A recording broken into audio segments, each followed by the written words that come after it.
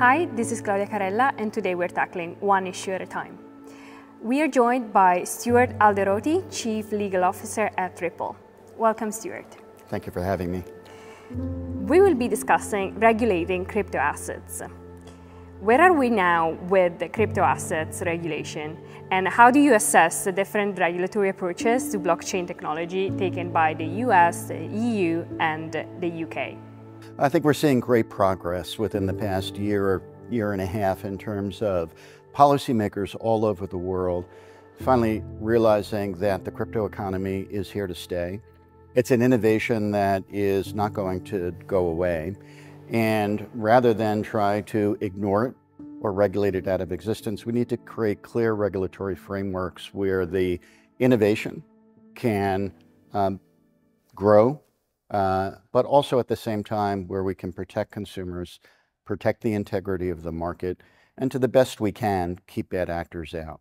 But there's a couple of approaches. There's the approach that the EU has been following, adopting MiCA, which is a comprehensive set of regulations that would span the entire 27 states of the European Union. Obviously, we need to get to level 2 rulemaking at the individual state level, but it is a place where those operating in the business of crypto or the crypto economy can approach a region, understands what the laws, the rules, and the regulations are, subject themselves to regulatory supervision, and conduct their business. We've seen that approach in Singapore with the Monetary Authority of Singapore, their licensing framework. We've seen it in the UAE. We've seen it in the UK through the FCA. We've seen it in other regions throughout the world where, again, moving to a licensing framework where we have clear rules and regulations that will be followed under the supervision of a regulator. In the US, unfortunately, we're falling behind. Usually in the past, when it comes to innovation, technology, entrepreneurship, the US has been a leader. But in this economy, the US has fallen behind. They've taken an approach where they have tried to create regulations through enforcement. It's called regulation by enforcement. But before you can enforce, you need to enforce rules. You need to understand what those rules are. Without clear rules, if you're going to try to enforce in the absence of rules, you're going to create chaos. Good regulation, consistently applied, should lead to predictable results, not unpredictable results. In the US, unfortunately, for the past many years, we've been siding on the side of regulation by enforcement rather than adopting clear regulatory rules and a framework. That's changing. And it's changing, I think, rapidly, although the legislative process still takes some time. Just this week in the United States, the House of Representatives voted in a bipartisan fashion, meaning both the Republicans with support of the Democrats, in favor of a crypto market structure bill, which recognizes crypto and the business around crypto as a legitimate business, and again, creates guardrails that will protect consumers, protect the integrity of the market, and as best we can, keep bad actors out. And the fact that that bill has finally made it to the floor of Congress, has been supported by both Republicans and Democrats. It still has a journey to go. It has to go to the Senate and eventually to the president's desk, I think is a very pivotal moment in the US approach to crypto. But again, I think the US is playing catch up now to the UK, to the EU, to the UAE, and jurisdictions like Singapore. So in this context of rapid technological advancement, how can these regulatory frameworks keep pace with innovation without stifling it? And what is the role Europe should play in spearheading effective regulation? So I think when it comes to regulating new technology, it's important that you don't regulate the technology because policymakers will never move as quickly as the technology is developing, and policymakers will never fully understand the technology. So I think it's important to look at the activity and the outcomes of the application of the technology. and what are the risks of the activity and the outcomes of the application of the technology, and that's what we should be regulating. Same risk, same regulatory outcomes.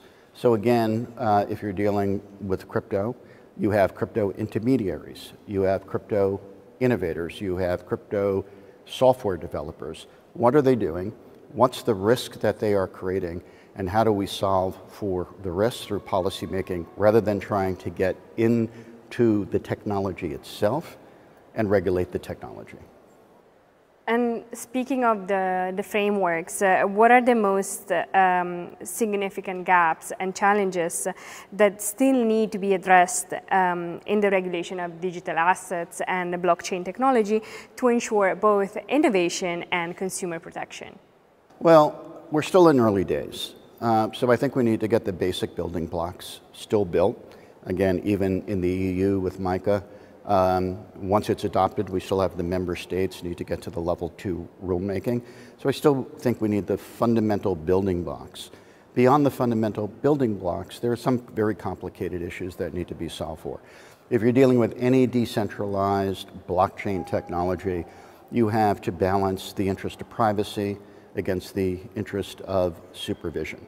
How do you do that in a world where many transactions, at least on the blockchain, are pseudo-anonymous? How do you keep bad actors out and still allow the technology to operate? How do you deal with issues of taxes and the applications of the tax laws to these new technology? I think all of those issues need to be solved for, but first we need the building blocks of a basic set of laws, rules, and regulations. Once we have that, and we're making great progress in, again, those jurisdictions we've talked about, the EU, the UK, the UAE, Singapore, Japan, I can name a few more. Once we get those basic building blocks, then I think we can start solving for these more complicated issues. As you very well know, there are many ongoing legal challenges faced by cryptocurrency companies. Do you believe, and you have answered this already a little, do you believe a regulatory approach based on clear rules is more effective than one based on enforcement actions? And what are the implications of each approach? Well, I think you can anticipate my answer to that clear rules are clearly favored over regulation by enforcement. But that's just not an opinion. I think the facts have proven out that the regulation by enforcement agenda or strategy has failed. If you look at the damage caused by the FTXs of the world and some of the other bad actors in the space, I think that happened not because there was too much regulation, that happened because there was too little regulation, and it forced those actors to offshore places where perhaps the regulation was not as rigorous as it should have been. So rather than inviting these actors in, putting them through the scrutiny of disciplined regulation, but appropriately measured regulation, where we can monitor bad actors from good actors, protect consumers, protect the integrity of the market, keep bad actors out. In the absence of regulation, we actually breed the opportunity for harm to consumers. And regulation by enforcement, at least in the US, which has been used as a substitute for rational policy making, it's been through that, under that umbrella of regulation by enforcement, that this parade of horribles has happened. I think that is now washed out of the system, and those left standing again are looking to embrace rational regulation and work in cooperation with their supervisors.